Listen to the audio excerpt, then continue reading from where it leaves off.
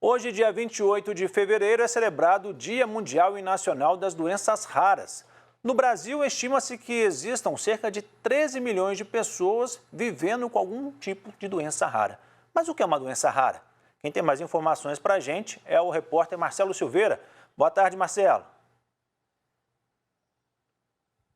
Ok, André, boa tarde para você, boa tarde para todo mundo. Pois é, vamos aqui ajudar a reforçar a importância desse dia, né, de se falar dessas doenças raras e para tentar entender um pouco mais sobre o que é uma doença rara, essas doenças acometem. A gente veio aqui no consultório da doutora Flávia Coimbra, que é a presidente da Sociedade Brasileira de Endocrinologia e Metabologia Regional Minas Gerais.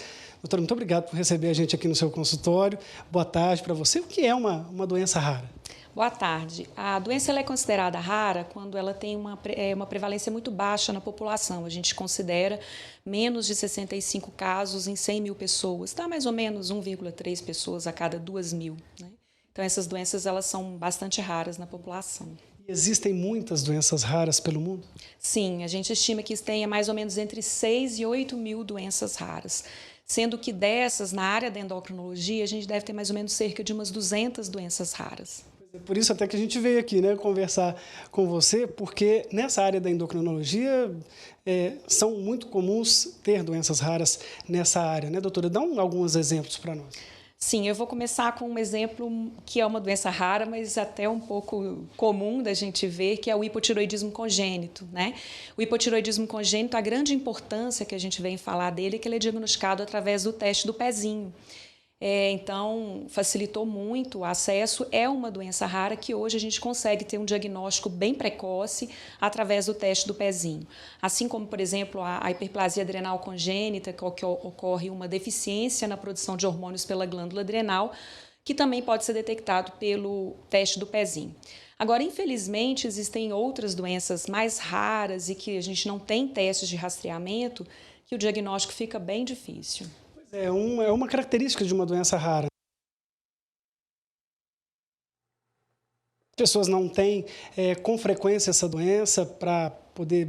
Olha, o meu colega tem, ou não sei quem tem. A medicina também precisa evoluir bastante nessa área, né, doutor? Sim, claro. O grande problema é que as doenças raras, as pessoas não conhecem muito sobre ela e muitas vezes o próprio médico não sabe bem o diagnóstico porque não viu, né, muitas vezes na faculdade, né, durante os seus estudos, porque ela é rara.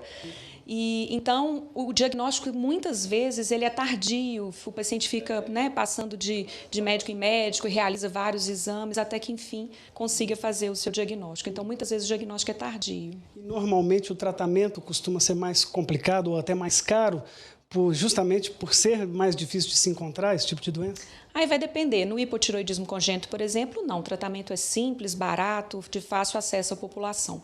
Mas algumas outras doenças raras, mais graves, os medicamentos são caros, não estão disponíveis de uma forma geral para a gente comprar na farmácia. Então, isso dificulta muito para os pacientes.